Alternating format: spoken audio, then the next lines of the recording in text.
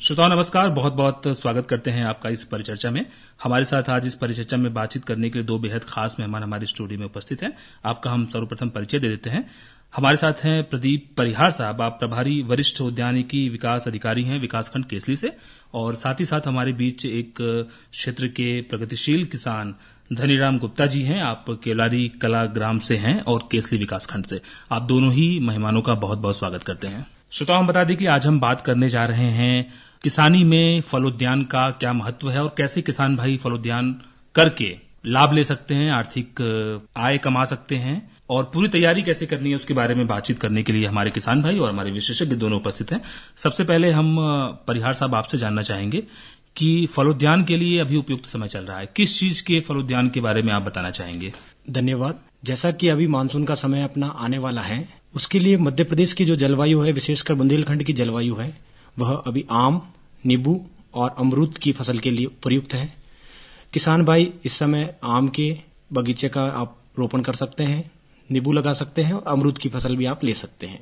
जैसा कि मानसून के पहले अपने को गड्ढे जो करने होते हैं वो अपन गर्मियों के दिनों में गड्ढे अपने खेत में कर लें। उसके पश्चात मानसून में जब पहली बारिश हो जाए, जब नमी आ जाए, तब अपन पौधों का रोपण कर सकते हैं। लेकिन विशेष ध्यान ये रखा जाए कि जो पौधों का रोपण अपन कर रहे हैं, पौधों के रोपण में उस किस्म का चयन करें जो कि गुणवत्ता युक्त हो और जल्दी फलन वाली हो। अपने पूर्वजों ने कहा था कि आज अगर अपन पौधा लगा रहे हैं, वो अगली पीढ़ी के लिए हम फल तैयार करेंगे।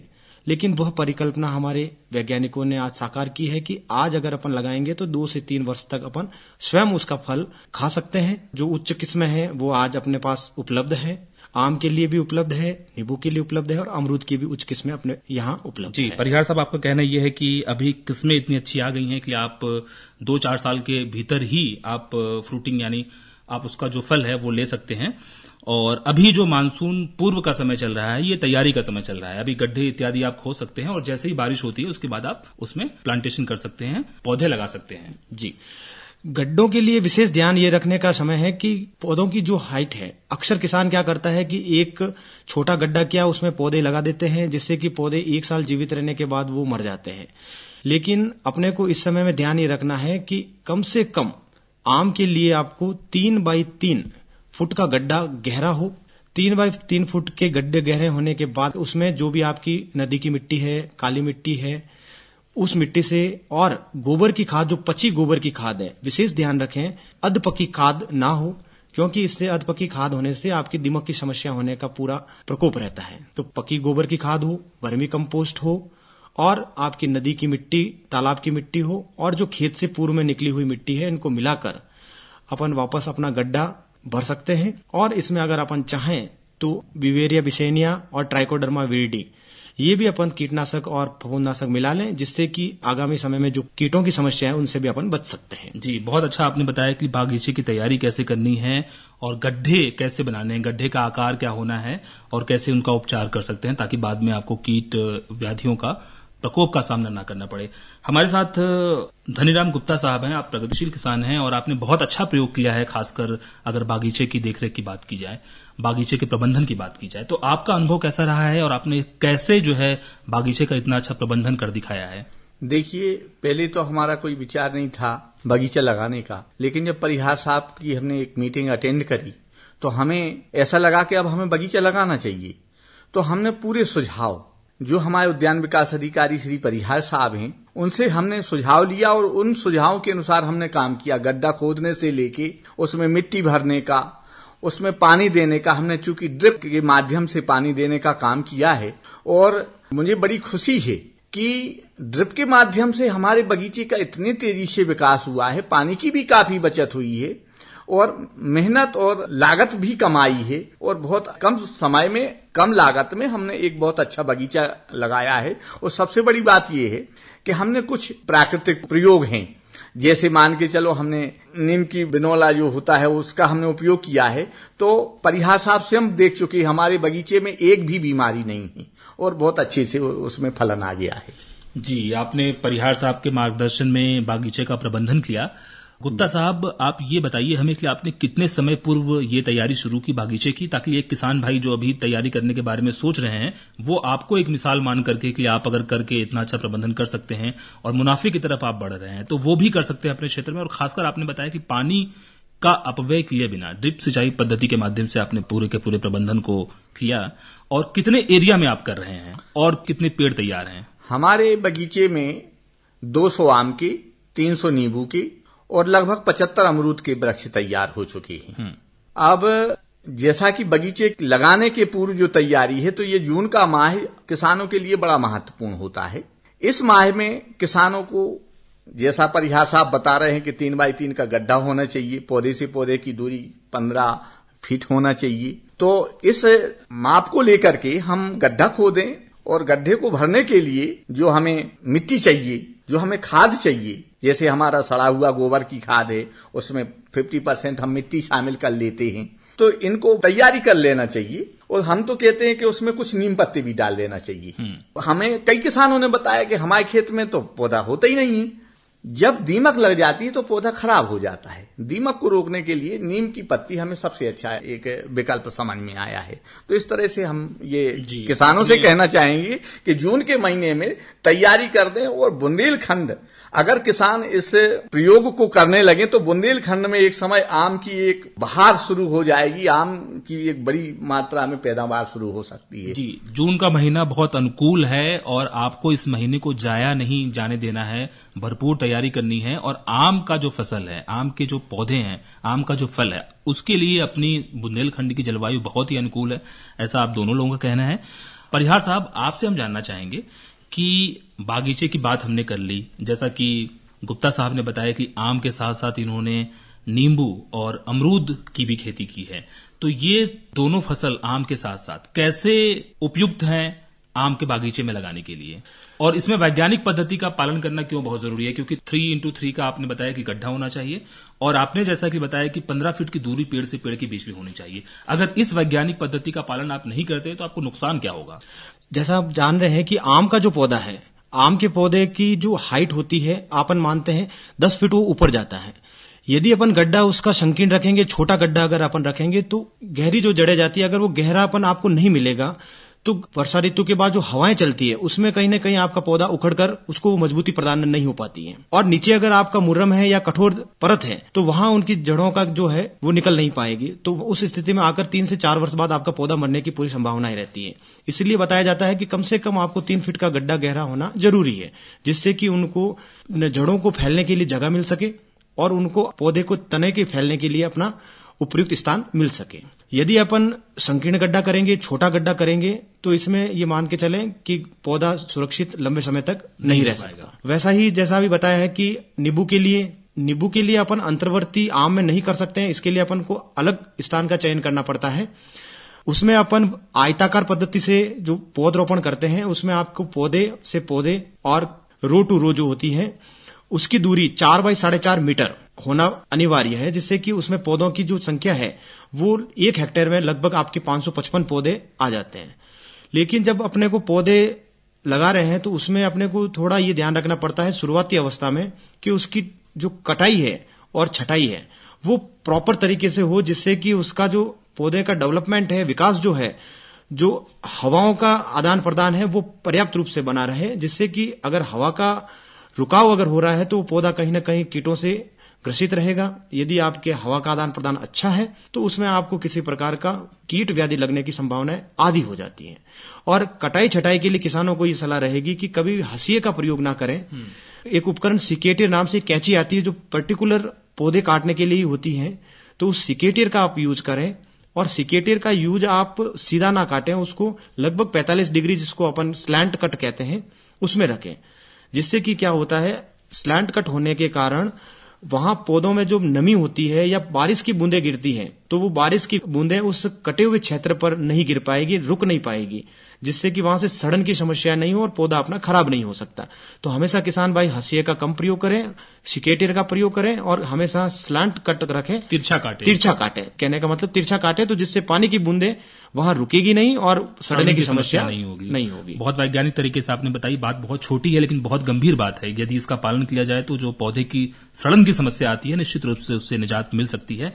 धनीराम गुप्ता साहब, आपसे जानना चाहेंगे कि आपने कितने साल पहले बागीचे की तैयारी करनी शुरू की और आपके अभी बागीचे में फलन की क्या स्थिति है? क्या उससे कुछ आर्थिक लाभ भी आप कमा रहे हैं? 2018-19 में हमने बगीचा, एक उद्यान की विभाग की योजना है सघन बागवानी ड्रिप के साथ में जी, तो उस योजना के तहत हमने आवेदन किया और हमें पौधे उद्यान की विभाग से मिले और हमने जैसा उद्यान विकास अधिकारी परिहार साहब ने बताया वैसे हमने लगाए। आज की स्थिति में अगर हम कहें तो परिहार साहब भी और हम दोनों ने मतलब बगीचे को देखा अच्छे से, तो बढ़िया अच्छे फल आ गए हैं। किसी किसी पौधे में तो हमें ऐसा लगता है 50-50 किलोग्राम जो है फल आ गए हैं, किसी में कुछ कम आए हैं, लेकिन आने वाले 1-2 या 3 साल में हमें एक अच्छी आमदनी मिलने की पूरी संभावना है। और नींबू में भी अब हमारी फलन की स्थिति शुरू हो गई है। 5 साल के भीतर में आम नींबू के फल आने लगे हैं। जी परिहार साहब, इसका मतलब 4 से 5 साल का आपको इंतजार करना चाहिए फलन के लिए, जल्दबाजी नहीं करनी चाहिए। आम के पौधे की जब तक शारीरिक अवस्था परिपक्व न हो जाए तब तक फलन लेने की मनाही की जाती है, क्योंकि जब उसकी फलन अगर आप ले लेंगे तो पौधा निश्चित रूप से कमजोर रहेगा।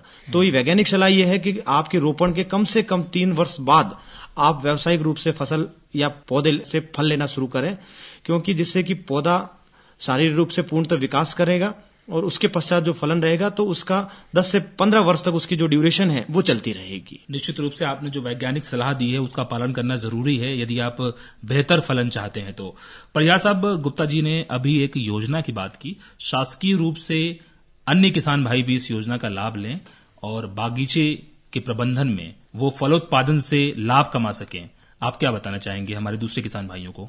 किसान भाइयों को यही बताना चाहूंगा कि एकीकृत बागवानी विकास मिशन के तहत उच्च घनत्व ड्रिप रहित अभी लक्ष्य उद्यान के विभाग में आ चुके हैं। आप MPFSTS पोर्टल पर जाकर अपना पंजीयन कर सकते हैं या निकटवर्ती जो भी उद्यान के विभाग का कार्यालय है प्रत्येक विकासखंड में है, आप अपने ग्रामीण उद्यान विस्तार अधिकारियों से संपर्क करें और आप स्वयं भी अपने MPFSTS पोर्टल पर पंजीयन कर सकते हैं।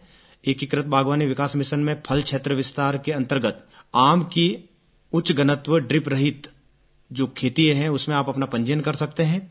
उसमें शासन आपको अभी 24,000 रुपए प्रति हेक्टेयर के दर से आपको अनुदान भी प्रदान करेगी। तो ये अनुदान आपको पूर्ण रोपण के पश्चात DBT के माध्यम से शासन आपको प्रदान करेगी। इसमें आपको पौधे शासकीय नर्सरियां जो उद्यान के विभाग की है वहां से भी प्राप्त हो सकते हैं। उच्च गुणवत्ता युक्त यदि आप अन्य फार्म से भी अगर प्राप्त करना चाहें तो वहां से आश्रय पत्र जो विभाग से जारी होता है उसके पश्चात आप क्रय कर सकते हैं और वो बिल आप अपने निकटवर्ती जो भी शासकीय उद्यान की कार्यालय है वहां जमा करें। DBT के माध्यम से आपको उसका अनुदान प्राप्त होगा। इसका कोई समय होता है क्या कि इसी समय ये विंडो खुलेगा, इसी समय आप इस योजना का लाभ ले सकते हैं? क्योंकि इसके जो प्लांटेशन का समय होता है वो निश्चित होता है। जैसा कि मानसून का समय आ चुका है और ये पौधरोपण का सबसे अच्छा समय है और विभाग में इस समय पंजीयन जो है वो अभी आपकी चालू है, आप पंजीयन अभी कर सकते हैं। निश्चित लक्ष्य रहता है तो लक्ष्य की समय सीमा को देखते हुए आप शीघ्र पौधरोपण के लिए पंजीयन करें और अपने जो पंजीयन आपने किया है उसके लिए आप विभाग में भी संपर्क करें। अभी आपका समय अनुकूल चल रहा है और पंजीयन चालू है। जी, पंजीयन चालू है और दूसरे किसान भाई जो बागवानी के बारे में सोच रहे हैं निश्चित रूप से इस योजना का लाभ ले सकते हैं। गुप्ता साहब, हमें यहाँ पर एक बात बताइए आप कि आपने जो बागीचे का प्रबंधन किया हुआ है इसमें आप अंतर्वर्ती फसलें भी ले रहे हैं, तो कौन सी वो किस्म है जिसका आप अंतर्वर्ती फसल के रूप में इस्तेमाल कर रहे हैं और क्या फायदा हुआ आपको उस फसल को लेने के माध्यम से? चूंकि बगीचे को 5 साल हो गए हैं लगाए हुए, इन 5 सालों में हमने खरीफ और रबी दोनों सीजन की फसलें ली हैं बगीचे में।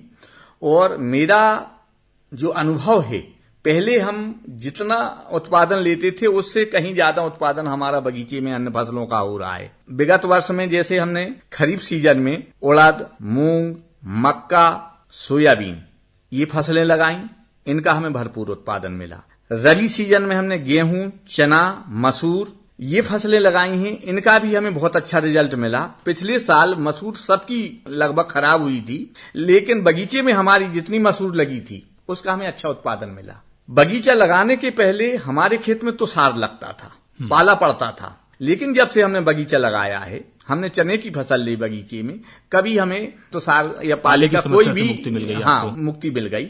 तो हमें तो लगता है कि बगीचा लगाने से हमारे खेत का तापमान नियंत्रित होता है और उससे हमारी फसल बहुत अच्छी होती है। कार्बनिक तत्वों में भी वृद्धि होती होगी। पत्ते बड़ी मात्रा में गिरते हैं बगीचे में आमों के और अन्य जो हमारे पौधे लगे हैं, और वो पत्ते हमारे मिट्टी में मिल जाते हैं, तो कार्बनिक तत्व तो हमें अनायास ही मिल जाते हैं और उत्पादन बढ़ जाता है। जी परिहार साहब, जैसे आपने बताया कि आपने इन फसलों को अंतर्वर्ती फसलों के रूप में बागीचे में अपने इस्तेमाल किया और लाभ भी लिया आपने, और बहुत सारी जो प्राकृतिक समस्याएं होती हैं और खाद इत्यादि से संबंधित समस्याएं होती है उससे भी आपको मुक्ति मिली और प्राकृतिक रूप से आपको उसका फायदा मिल रहा है, लाभ मिल रहा है। आप क्या सलाह देना चाहेंगे कि आम के बागीचे के साथ आप किन तरह के फसलों को अंतर्वर्ती फसलों के रूप में इस्तेमाल कर सकते हैं बेहतर लाभ के लिए? जैसा कि कृषकों का कहना होता है कि बगीचा जब लगाते हैं अपन तो कहीं न कहीं जमीन का नुकसान होता है, तो किसानों के लिए यही सलाह देना चाहेंगे कि आप बगीचा लगाएं। जब तक आपका बगीचा आपको आमदनी नहीं देता है तब तक इसके अंदर अपन अंतर्वर्ती फसलें ले सकते हैं। अंतर्वर्ती फसलों के अंदर अपन जितनी लेग्यूमिनेसी, जैसे आपका मटर है, मूंग है, आपके उड़द है, ये चीजें अपन ले सकते हैं, जिससे कि इनमें भी जो नाइट्रोजन फिक्सिंग बैक्टीरिया होते हैं वो आपके जमीन को और उर्वरक बढ़ाएंगे, और उर्वरकता शक्ति जैसी बढ़ेगी तो वो आपको कहीं न कहीं आम के पौधों को भी फायदा देगी और आपकी फसल को भी पर्याप्त रूप से आपको उत्पादन में उपयुक्त रहेगी। एक चीज मैं आपसे कहना चाहूंगा, गुणवत्ता युक्त पौधे जब आप खरीदें आम, नींबू या अमरूद के, तो आम में जब आप कलमी पौधों का रोपण करें तो ये निश्चित रूप से ध्यान रखें कि जहां आपकी कलम है, जो पौधा आपको ऊपर की ओर बढ़ रहा है, जहां यूनियन हो रखा है, वह वो पौधा जमीन से या गड्ढे से आपका ऊपर रहे। उसको आपको गड्ढे के अंदर नहीं रखना है, यानी जहां गठान है वो गठान आपकी जमीन से ऊपर रहे, जिससे कि वहां आपकी सड़न की समस्या या पौधे की खराब होने की संभावनाएं कम रहती है। कहने का मतलब कि आपकी कलम मरने की संभावनाएं कम रहेगी, जिससे कि आपको जो आगे समय है उसमें आपको कलमी पौधे से ही आम का फायदा मिल सके। तो गठान हमेशा आपकी जमीन से, गड्ढे से ऊपर रहे, ये विशेष ध्यान रखें। जी, तकनीकी जानकारी जो आप दे रहे हैं उसको बहुत बारीकी से समझना बहुत जरूरी है, क्योंकि छोटी छोटी चीजें, छोटी छोटी गलतियां आपको बड़ा नुकसान दे सकती हैं, इसलिए आपको क्या सावधानी बरतनी है इसका भी ध्यान रखना बहुत जरूरी है। गुप्ता साहब, आखिरी में आपसे जानना चाहेंगे कि आपने अपने बागवानी के 4-5 साल के अनुभव से, जब से आप कर रहे हैं, आपने क्या गलती की, उससे क्या सीखा, ताकि जो किसान भाई आपको सुन रहे हैं वो उन गलतियों को रिपीट ना करें, दोहराए ना, ताकि वो लाभ की स्थिति में रहें। किसान भाइयों से हम कहेंगे कि जब भी आप पौधे खरीदें तो कृषि विज्ञान केंद्र या जो शासकीय नर्सरी हमारे क्षेत्र में है उनसे ही पौधे खरीदें। इसका एक लाभ सबसे बड़ा ये होगा कि कम पैसे में आपको बहुत अच्छे पौधे मिलेंगे। तो ये एक किसान भाइयों के लिए हमारा सुझाव है। दूसरा सुझाव है कि पाले से बचत हमें बहुत जरूरी करना है। शुरुआत के 1 या 2 साल में हमने कुछ पौधों पे थोड़ी सी लापरवाही बरती तो वो पौधे हमारे खराब हो गए, फिर हमने दोबारा उस जगह पे लगाया। तो पाले से रक्षा हमें करना चाहिए और पौधों के लिए समय समय पे पानी देना मुख्य रूप से ग्रीष्म काल में हमें बहुत जरूरी है। जी, आपने अपने अनुभव से गुप्ता साहब जो सीखा, आपने दूसरे किसान भाइयों के साथ वो जानकारी साझा की, और बहुत जरूरी है आपको शासकीय उद्यान से, उद्यानिकी विभाग से जो पौधे मिलते हैं वो कम दाम पे मिलते हैं और उच्च गुणवत्ता वाले मिलते हैं, तो निश्चित रूप से उनमें जो फलन होगा और उनके जो खराब होने की संभावना होगी बहुत कम होगी। परिहार साहब, चलते चलते आप क्या कहना चाहेंगे कि इसके लिए मार्केट क्या है, आप आर्थिक रूप से कितने सक्षम बन सकते हैं, लाभ कमा सकते हैं, और अंतर्वर्ती फसलों के माध्यम से आप मुनाफे को और बढ़ा सकते हैं? जैसा कह रहे हैं, बिना उद्यान नहीं है उत्थान। इसी परिकल्पना के माध्यम से अपन उद्यान लगाएं। अगर आपके पास अतिरिक्त आम की फसल है तो विभाग आपको एक प्रधानमंत्री खाद्य सूक्ष्म उद्योग उन्नयन योजना ये भी प्रदान करता है, जिसके अंतर्गत आप आम का अचार बना सकते हैं, आम से आप अमचूर बना सकते हैं, आम से आप शरबत बना सकते हैं, आम का आप पल्प निकाल कर आप बेच सकते हैं, तो आम पापड़ बना सकते हैं। तमाम तरह की आम के प्रोडक्ट है। उसी प्रकार नींबू के हैं, अमरूद से जेली बना सकते हैं, जैम बना सकते हैं। तो इसके लिए भी शासन आपको PM FME योजना के अंतर्गत 35% तक का अनुदान प्रदान करती है। इसके लिए शासन ने डिस्ट्रिक्ट रिसोर्स पर्सन को नियुक्त किया गया है, जो आपको संपूर्ण दस्तावेज से लेकर मशीनरी एस्टैब्लिशमेंट तक आपको संपूर्ण सहयोग प्रदान करती है। उद्यानिकी विभाग आपको पूरा तकनीकी मार्गदर्शन प्रदान करता है। दस्तावेजों के साथ आप विभाग में संपर्क कर सकते हैं और बगीचे के साथ साथ आप पीएमएफएमई स्कीम का भी आप फायदा ले सकते हैं, जिससे कि अतिरिक्त आय अपन बढ़ा सकते हैं अपनी। जी, खेती किसानी की सबसे बड़ी समस्या जो है वो आर्थिक संकट की है, और आर्थिक संकट से हमें किस तरह से उभरना है इसका ध्यान रखना बहुत जरूरी है। और छोटी छोटी बातें जो है आपको आर्थिक समृद्धि की तरफ बढ़ा सकती हैं।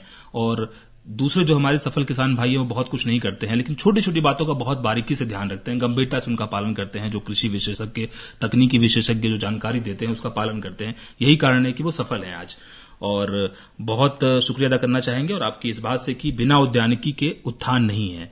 तो अगर हमें उत्थान करना है तो उद्यानिकी फसलों की तरफ भी आना पड़ेगा। और फलोद्यान के बारे में हमने बहुत विस्तार से आज बातचीत की। बहुत बहुत शुक्रिया अदा करना चाहते हैं धनीराम गुप्ता साहब, आप ग्राम केवलारी कला केसली से हमारे बीच आए। और प्रदीप परिहार साहब, आप प्रभारी वरिष्ठ उद्यानिकी विकास अधिकारी हैं, विकासखंड केसली से हमारे बीच इस कार्यक्रम में शामिल हुए। बहुत बहुत शुक्रिया हमसे बातचीत करने के लिए। बहुत बहुत धन्यवाद। बहुत बहुत धन्यवाद।